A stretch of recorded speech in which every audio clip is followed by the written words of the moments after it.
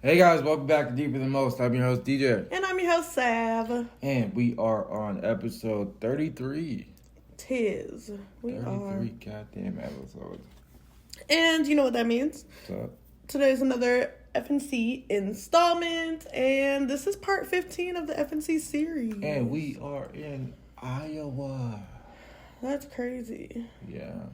Did we ever go through Iowa when we traveled all the way over here? I think we did, actually. No, really? But today we'll be looking at a double homicide. It's the homicide of Stephen Fisher and Melisa Gregory. Correct. And we don't have a Dose of the Most segment for today. You know, the world is just very weird right now. But, we said we were going to do an update on the SpaceX mission. Oh, yeah. But I haven't seen anything or heard anything in the news. So heard anything, so they're keeping it under wraps. But hopefully next week we'll have some new developments, some new information about the latest launch. And hopefully everything went okay. Because, sometimes I think, when they don't release stuff, I be thinking that, something bad happened. Yeah, and they're trying to figure out, how to let the public know. Right. But hopefully everything went well and everybody's okay. I feel like it. Yeah, I think so, too. It would. I think it's all right. For sure. Especially with the amount of training and time they put into it, I feel like they're all right. Right. So before we jump in, though, we just wanted to give you guys a huge thank you for all the love and support that we continue to get from you guys, especially on our Instagram. Instagram, it be popping. That's really where it be. We recently posted a carousel post about our episode on segregation, and that post alone like Post Malone. But that post alone received a lot of good feedback, a lot of love. It started a lot of conversation. So we really enjoyed that. It's good to know that you guys are actually attentive and actually want to listen to the episode. But it'll be fun to see you guys, interact with it and tell us your thoughts about it and share some stories that you might have or, For sure. Just to dive into this case, we're going to look at when this happened, where, all that good stuff, kind of the basic details. Yeah. So this double murder took place March 3rd, 1983 in Newton, Iowa, which is Jasper County. And the location was at Copper Dollar Ranch. And once again, our victims are Stephen Fisher, who was 20 years old, and Melisa Gregory, who was 17 years old. Ooh, it really sucks how this whole thing went down, honestly. It did, but if you think about it, we talk about this all the time on the podcast. Love is a motherfucker. People don't play with their heart. It definitely is. So we're going to get into the scene here. Stephen Fisher and his girlfriend Melisa Gregory were found bludgeoned to death at the Copper Dollar Ranch, northwest of Newton, Iowa in Jasper County. The Copper Dollar Ranch, located at West 48th Street North, about a quarter mile north of Highway F36 West and about 4 miles northwest of Newton, was a horse ranch where Stephen and other helpers raised quarter horses and Appaloosas. What? An Appaloosa is a type of horse. Okay. Yeah. Stephen was a ranch hand at Copper Dollar, so he had his own on-site trailer, which he resided in near the barn and where they kept the other animals. Correct. So there's not too much information regarding Stephen or Melisa themselves, who they were as people. But yeah, it kind of just jumps into the discovery of their bodies in the crime scene and everything of that nature, pretty much, right? Yes. Okay.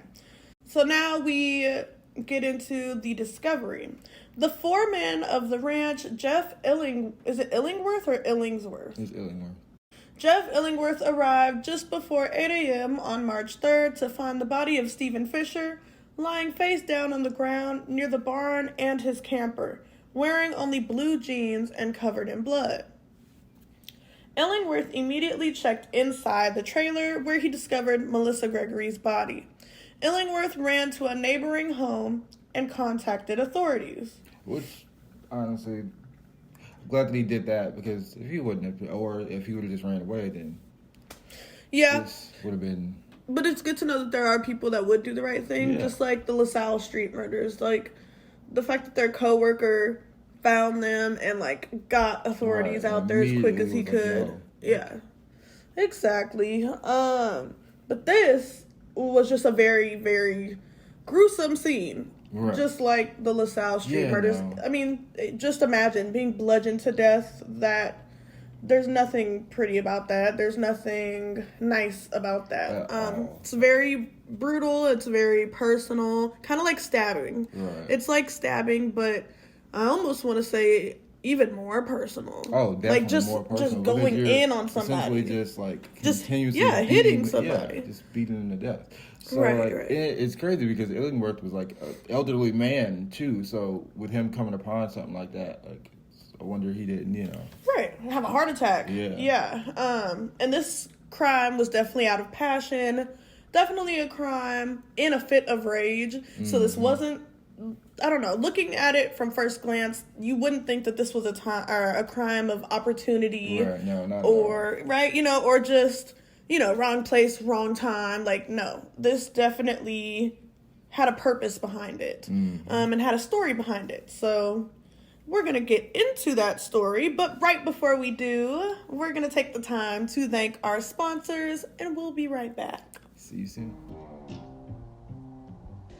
If you haven't heard about Anchor, it's the easiest way to make a podcast. It's free and it's easy to use. There's creation tools that allow you to record and edit your podcast straight from your phone or computer, making it the best user experience around. Anchor will distribute your podcast for you so it can be heard on Spotify, Apple Podcasts, and many more, making it so you don't have to upload to each individual platform. And the best thing about it, you can make money straight from your podcast with no minimum listenership. It's everything you need to make a podcast in one place. So please, download the free Anchor app or go to Anchor FM to get started. And that's anchor.fm, spelled ANCHOR.FM. So what are you doing? Download the free Anchor app now. And we're back. Like a butt crack. Like a butt crack. But all right. So yeah, no, this case, as far as like you said, it's definitely a crime of passion. So getting into that, it's gonna be really interesting, and there's some telltale. The story behind it. I don't want to say it like this, but it's almost like your classic love triangle. Yeah. That's how I would look at it. Yeah. So we're gonna get into the authorities' arrival. The attack's sheer brutality initially led police to believe the pair had been shot in their heads. Ooh, That just you shows know you. it's bad when they don't even know how they died. Like Exactly. Yeah. The fact that their initial thought was, these people were shot, probably point blank, whatever. It was so bad that they thought they were gunshot wounds and not just being beaten to death. Right. And authorities were only able to confirm their identities through dental records and fingerprints. And autopsy records stated that both Fisher and Gregory died from massive head injuries. Oof. And with the scene in mind, these were two individuals that were probably together in the same vicinity, same room, same camper, probably same bed even. But the fact that what just confuses the hell out of me is, how is Stephen found outside? I wonder if he tried to run from the attacker, or if he got attacked first while he was already outside doing something else, whether that was using the bathroom or taking, smoking a cigarette, whatever. Yeah, anything. But I don't know. It's so strange that they were separated at death, even though they were together in the camper that night. Right. So, yeah. Melissa's mother, Ida Reynolds, and sister, Lisa Gregory, said they learned through television news reports that a couple had been killed at the Copperdale Ranch. And Melissa's brother, Scott, said he heard the news through a friend's brother before any were informed of Melissa's death by investigators. Just imagine. Oof. Imagine. You have to hear it through somebody else. Through the fucking news. Yeah. Or, like, you know, or, like, social media. Like, imagine if your sister went missing and you didn't know. You just went on social media and everybody's sharing this Right. post and it's your sister. Like, Right. that would be insane. That's wild. Damn. You know, and plus, like, how come nobody contacted me? Like, Right. you know? Nobody. Yeah, that honestly sucks. 'Cause in That's my a mind, terrible way to I find would think out. that at least the foreman would be like, hey, you know, Steven. Well, what if the foreman didn't know who Right. Melissa was? Right, Maybe he right. did, but maybe he didn't. Right. And also, like, Melissa was just so young. Like, she was a child. She was 17. Like, that's a kid. Right. It's a teenager. Ugh. And Stephen was young, too. I mean, younger than us. Yeah. Everybody. It's crazy. So, as you can probably tell, this is a close and personal crime. So, Jasper County Attorney Steve Johnson acknowledged there was some known drug activity in the area, but said he personally believed the murders were up close and personal.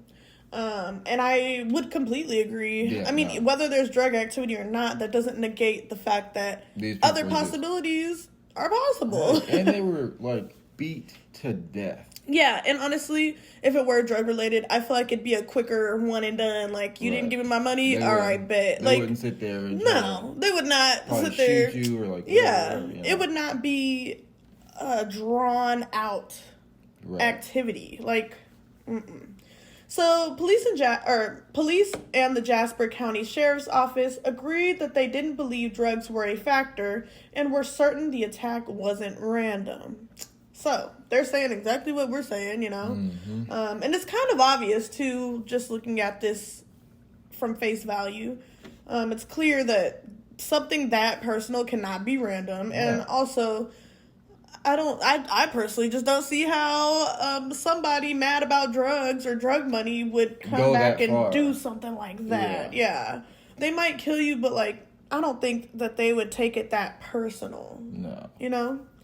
So Sheriff Mike Ballmer, who worked as a deputy when the crime occurred, said it was definitely a crime of passion by someone that was angry. Unfortunately, the police stated that they followed several leads, but were met with nothing. And what do you know what any of these leads include? They didn't even say. They just Probably because they were yeah. there was no, you know, Right. No, like not enough evidence. Conclusive. Not enough circumstantial evidence to say, like, oh, this might be a possibility. Right. So a little interesting fact about Steven, he was actually married. Which Plays a big part yeah. in him being in the camper with Melissa. Mm-hmm. And Melissa specifically. Right. At the time of his death, Steven Fisher was married to a woman named Theresa Supino, who was also known as Terry. Terry. We know somebody named Terry. If you watching this, Terry, how you doing? What up? Shout out to you. Or if you're listening. The two of them had 2 young children, but their relationship was built on a rocky foundation, riddled in violence and arguments. And that's never fun. And, oof. Especially with kids in the mix. Yeah. I don't know. 2 of them at that. So, I wonder how old Terry was, though. She was 56. Wait, at that time? She's like 50-something years old, yeah. Actually. And married to 56 Steven? minus 31 years. She might have been... Oh, never mind. She would have been 20-something, too. So where'd you get 50 from? Because when I read it and... She's found that she probably got arrested, she's 56 now. Yeah. Okay, Well, so, at the time that they arrested her. right, but that was way after. No, that's why, yeah. Okay, so she was like, what, around her 20s She was as well? around, yeah, she was like 20-something. Okay, so yeah, and the fact that they had, like... 28, to be exact. Okay. The fact that they had kids, you know, like... I don't know, Stephen was pretty damn young. And married, too. Like, imagine 2 years ago if we were married. That's kind of interesting. Mm-hmm. And she was older than Stephen as well. She was about 28 years old. Yeah. So, almost... She was stepping into a new chapter in her life, honestly. You know, when you're 30, I feel like that's definitely a different I don't know, situation than being 20. Right, definitely. And these domestic issues led to Stephen separating from Terri and getting into a relationship with Melisa. Keyword is separating. Not getting divorced. Separation is not divorce, people. Yes, exactly. And about the domestic issues, were they like abuse from one or the other? Or they would just argue? They just could never get along. Okay. And they would just like argue with each other in front of the kids, in front of everybody, really. Oh, that's not good, Yeah. And so, looking at him and Melisa, the relationship with Melisa carried on for 9 months, although Stephen was still married. And I'm guessing Terri just was not having that. She was right. The fact that he, the idea of him having a new girlfriend or another girlfriend or whatever the case, whatever you want to call it, I could see why she was probably upset, because we also don't know the details of Terri and Stephen's relationship, just because they were separated. I mean, a lot of toxic relationships, it takes a while for one or both parties to notice how toxic it is and to leave. And during that process of figuring it out, you're still dealing with each other. Feelings are still there, and you're still trying to figure out ultimately where the situation will lead you. So I'm pretty sure she probably was thinking that we're separated right now, we're working on ourselves, maybe we can come back together in the future for our kids, for our family, just things of that nature. And then to turn around and see or know that there's another woman, that can definitely be frustrating. I mean, it'd be probably the same in Stephen's shoes if Terri had another guy. Exactly.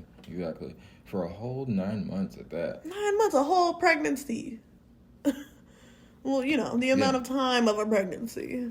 It's full-term pregnancy. Yeah, literally. In a Newton Daily News article published September 15th, 2009, Theresa Supino announced her plans to write a book featuring facts, opinions, and theories about the unsolved murders. She encouraged local residents who had any information about the murder to contact her at an email address she'd set up at copperdollarranch@yahoo.com. So, was this like a last-ditch effort to try to show support and innocence in the case? Yes, it was. Interesting. So, we get on to the last person. Although they were married, Terri was aware of Stephen and Melissa's relationship. Married but separated. Separation is not divorce, people. But it is a big difference from just being married and separation. Exactly. Terri had various violent run-ins that involved Stephen, Melisa, and Terry's own twin brother, Timothy. In one incident, Melisa and Terri had a physical altercation in which Melisa came out on top. And think about that, I mean, and I believe this was in front of like a whole lot of friends. It was more of like a social setting when this took place. And like further research that I did, I don't remember who it was exactly. It was either Stephen or her twin brother Timothy, but somebody was kind of rooting for Melisa and like egging the fight on or whatever. Man, and obviously like Terri was the one that initiated the fight, like she was ready to fight. Right. But even though she was the one that was ready to fight, she ended up getting her ass handed to her in the end. Right. And Melisa beat her ass. Like straight up, just beat her ass in front of everybody. Embarrassed. Yeah, so I mean, just think about that as well. On top of like, not only is this the bitch that he's cheating on or, fucking around with, she just beat my ass in front of him and my brother and everybody that I care about. Like, what the hell? This is not okay. So, and she's way younger. Like, she was 17 and beat your ass. I mean, she shouldn't have been fighting a 17-year-old anyway. Right. But that's either you learned your lesson. He still got beat. Right, exactly. So yeah, that is pretty interesting. And honestly, that could be, the first crack in a goddamn sidewalk. It could be. Leading to a motive. Could be. That's the scary part about it. That's like the second part of it. Like, there's a couple of things that could Yeah. That's crazy. That's true. But, like, getting your ass handed to you Yeah, by the that girl would do that it. somebody's cheating, you know? That's the icing on the cake right Yeah. there. Because it's like, oh, now I gotta In front of everybody y'all know. I gotta do something about it. Yeah. If you just beat me up in front of all our friends and family, these people know me. They don't, you know. Exactly. Oof. So, justice. On Monday, March 3rd, 2014, exactly 31 years to the day when Melisa and Stephen's body were found, the Jasper County Sheriff's Office held a press conference to announce they'd arrested Fisher's estranged wife. Ooh. Theresa Supino was charged with 2 counts of first-degree murder. During her trial, Supino admitted that her and her brother were at Stephen's trailer at around 11 p.m. the night before the bodies were found. Thing about it is, how were they able to charge her with no proof? Right. Like, I wonder what led them to this conviction. The trial went on for 3 weeks until Supino was eventually acquitted. So there probably wasn't substantial information or proof or evidence. It wasn't enough. It doesn't even, you know, and the funny thing is, it didn't even say what the evidence was that even caused them to do what they did. Probably that motive, the events leading up to her temper, you know, just they probably factored in a lot of things, and it made a lot of sense. I mean, like, for example, with Chris Watts. I mean, it was kind of obvious. Like, sometimes it's just obvious when it's the... Well, yeah, but when it's the spouse. You just know. Especially when it involves cheating with individuals like Lacey Peterson, you know? Like, when there's infidelity in the mix, it's not likely, but it's easy to infer that the spouse that is being cheated on or feels is being, you know, done wrong, it could definitely latch out. It's definitely a possibility. Kind of more of an obvious possibility than one might think. Yeah. Happens more often than you would think. Just like with the Gabby Petito situation right now. Like, that's obvious as hell, though. That, you know, I'm not even going to share my opinions on that, but yeah. Her attorneys at the time argued there was no physical evidence such as DNA or fingerprints tying Supino to the murders. Which, I mean, that's legit. Like, you know, you can't beat DNA. So if there's nothing there, then there's nothing there. And that's what makes it so bad is Sheriff Mike Ballmer, he even stated that, you know, this family has spent 31 years of March 3rds and no good news. So when they finally heard that and got to the point to where she was acquitted, it's just like... It's like building up and all this hope and like, okay, you know, it's likely that she's the one that did this. And I believe there were people that had spotted her at Stephen's trailer the night there were people. There was also, you know, a couple of witnesses. I don't know if they like came forward or at least not came forward during the trial that had actually seen Miss Supino was seen lingering around Stephen's camper that night, the night of the murders. So I don't know, man. I don't know. I don't know. Like, it's just too coincidental. Very. And I don't know. You can't always call everything a coincidence anyway. Like, I feel like she was there for a reason. She was spotted, and what other possibility would she have been there for? Exactly. Especially, like, after all of this, all these strings of events, you found out that he separated with you, and now he's, you know, dealing with a woman who's younger than you. Probably, in her opinion, prettier than her. No kids, you know, like, just a very different type of woman than what she was. Right. And on top of that, you know, being in the same social groups, because this was a smaller town, isn't it? It's like a smaller area. So being in those, you know, similar social settings to where you're forced to be around this said woman, then when problems do arise between you and this said woman, you're pitted against each other, of course. People are egging on a fight. You fight. You get your ass handed to you. And so that's just even more, like, I don't know, it's just like one thing after the next. And then you find out that while he's been at work sleeping on this property in his little camper, presumably with, all other employees, everybody's in their own little area, you probably go sneak up or check up or whatever. And you find out she's there. Yeah, and then you see him and her there, like, I don't know, man. A lot of fire fuel. Exactly. Literally. So, seems like a revenge plot to me. Mm-hmm. But yeah. That sucks, because even to this day, they still haven't said anything about it or come to any new conclusions. And there's no other plausible possibility. Literally nothing. The only thing that makes sense is Terry. Right. That brings us to the fun part of our segments, the ending questions. So question number 1 is, do you believe the estranged wife was responsible, aka Terry? Yes, only because of everything we literally just stated. It just seems very likely and impossible. I don't know. Who else? Like what? Yeah, obviously there's not a lot of information for this case in general and for their lives, like who they knew and what they were caught up with. I feel like with our last FNC, with the LaSalle Street murders, we kind of had a better understanding of the men, even though we didn't, Right. Like, there were possibilities, like, well, there's, been rumors that they were dealing with, the mob, or the fact that they were possibly involved in another murder, so it's a revenge plot. Like, there were possibilities to go off of. In this, there isn't. And so I feel like that right there makes it even more of a possibility that, like, yeah, she probably did do this out of rage. It literally points to her.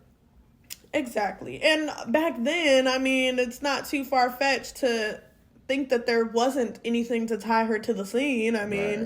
The fact that there was no DNA attaching her to it doesn't really mean much because they couldn't really do much with DNA at this time anyway. Right. So, yeah.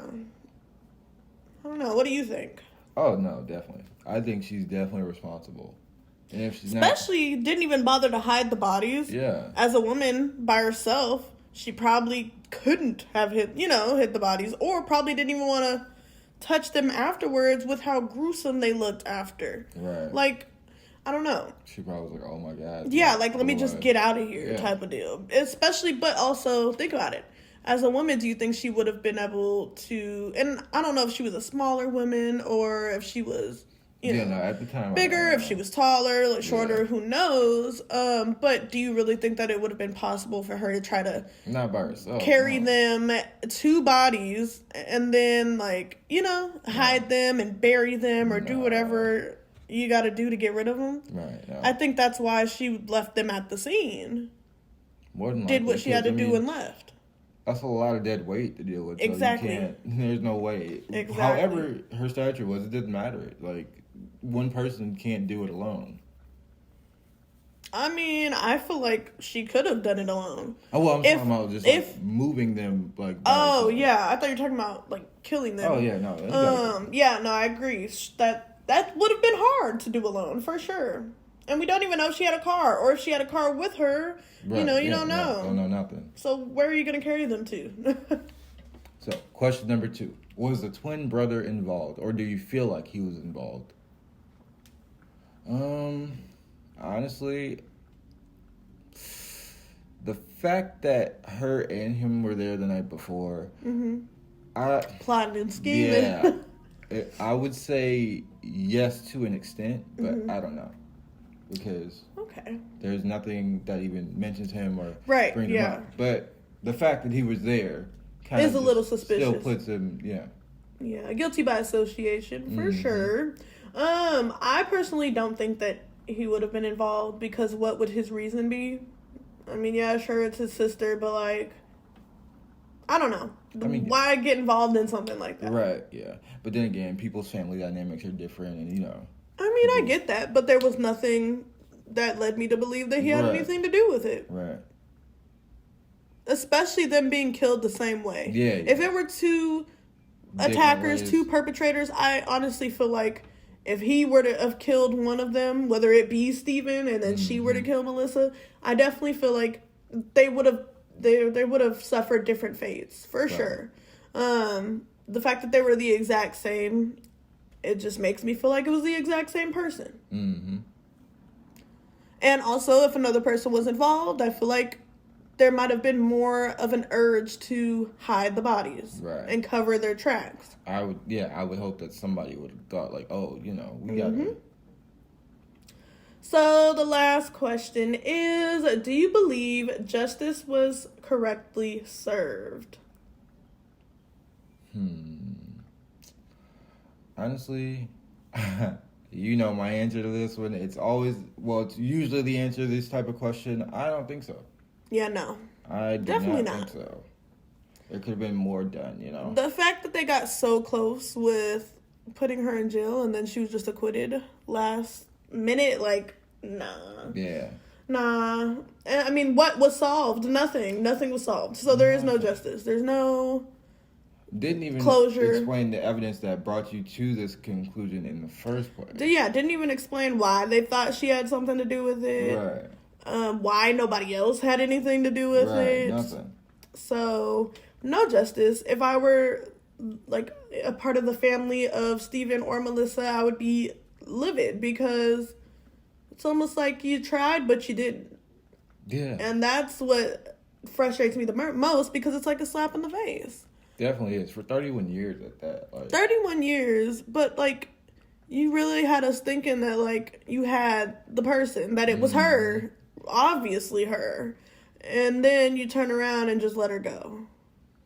Sick stuff, man.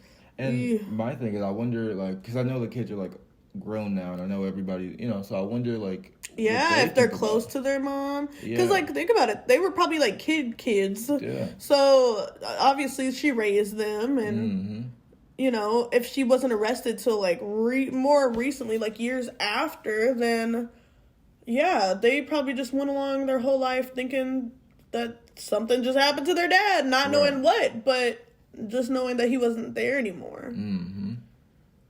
Ugh, that's so creepy, though. Living with a killer. And it's your mom? Right. Jesus, a life bringer and a life taker? Come on now. That's a weird dynamic. It is. But they probably didn't even know. Yeah, because why would she tell them? Probably dockets the story up, he... Yeah. He left me for somebody else. Yep. Painting a bad picture, which I would hope she didn't, but never know. All right. So, yeah. That brings us to the end of today's case. And this was a very short one. Not a lot of details, not a lot of just information on the case in general. And I don't know, there's just not a lot of anything. Yeah. There's no conclusion to this, really. It's still, is it open or is it closed now? Oh, no, they've long closed it. They've closed it. So there's probably never going to be justice. Then if they closed it, that means that, they lost hope themselves. Right. So, yeah. Which, honestly, is just very unfortunate and it very much sucks. Yeah. For the families involved and everything. Yes, exactly. Jeez. So, that is it for FNC Part 15, Episode 33. Oh, wait. And... yeah, 33. Wow. 33 episodes. With that being said, there are 32 other ones that you can go and watch, listen to, comment, subscribe, do it all. Because, why not? Especially like, comment, and subscribe. Get on the YouTube train with us because all throughout the month of October, we will be running our second giveaway, and it will be YouTube only. Mm-hmm. So, if you are not subscribed, you might miss out. So please don't. Exactly. Exactly. But with all of those things being said, do you have any kind words or advice, encouragement, anything? Kind words or advice. Winter is coming, so bundle up. Get your candles, get your Halloween costumes, watch your movies, and try your best to stay in good spirits. Yes, I agree. With the current state of the world, there's just a lot going on, a lot of civil unrest, a lot of heartbreak and heartache going on throughout the nation at this time. And, you know, even with recent developments in cases lately, there's been a lot of fear arising in a lot of communities. And I just want to say, even if there is a fear, you know, around, in the air, whatever you want to call it, don't forget to take the time to just live. Just live your life to the fullest. Just do everything you want to do. If you want to sit on the couch all day and binge watch your favorite TV show, do it. If you want to go on that hike and, you know, reach a further point than you've ever reached before, please go. But drink some water, because you don't want to pass out. Stay hydrated. You know, if you want to, I don't know, go to the park and listen to music. If you want to have a painting session and a picnic, like, do it. Do those things. You want to take that pottery class? Go in there and make that ceramic bowl. It's okay. Literally, just do it, because as we've all seen recently in recent events with the Gabby Petito case, for example, and rest in peace to her, and our condolences do go out to the family. We definitely posted some updates about that on our Instagram, but you know, I feel like a lot of people have a fear of, like, well, damn, like, we can't do anything now. Like, the world is just so crazy. Just live. Just live. I was telling him the other day, like, when we first found out about her case, and I said that even though, you know, she did tragically pass away, and although this nigga Brian, who everybody's still on the hunt for, by the way. Why'd you run, bro? Right. But even though, you know, she did suffer an untimely fate, there's always a positive to everything. And my positive to this is that she was in a beautiful position in her life, and she was experiencing life and living it and seeing a lot of beautiful things right before, you know, she was tragically murdered by Brian Laundrie. But, you know, not everybody gets that luxury. And the fact that she was able to live out her last days and be happy and be unapologetic and be herself, that is something that we should all hold on to. And, you know, even in times of struggle, just be grateful that you're alive. Be grateful that you have a chance to make your day better. Exactly. But also in that note, I don't want to shy away from the fact that we do need to highlight Indigenous and minority and Black women that are going missing every day. Every day. Every day. No coverage. No coverage. And if it is, it's not nearly the same that Gabby's case has received. And I don't know, it just doesn't sit right with me. And it really shouldn't sit right with any of you either. Yeah. Because those are still people. Those people still have lives. They still have families. And for you to completely ignore them, in a sense, and... But highlight... Yeah. I don't even know what to call it. What I'm going to say is, what we need to be doing is showing the same amount of love and support to these other families as the nation has done for Gabby Petito and her family. Exactly. All of this frustration and all of this coverage and everybody spreading the word and showing support, I feel like this should extend to Indigenous women, to Black women, to minorities in general, that are suffering these same and similar fates that just they're just not important to corporate America. They're not important to media in America. But we should make it to where they are. So, with all of these things being said, we really hope that you guys enjoyed this week's episode. We know that we did. We always do enjoy talking to you guys, coming on here, unplugging from social media in the world, and just sharing our thoughts, and hopefully educating you guys in the process. Speaking of which, if you did learn something new during any of the cases or any episodes that we've covered, feel free to leave some comments, leave a rating, if you will.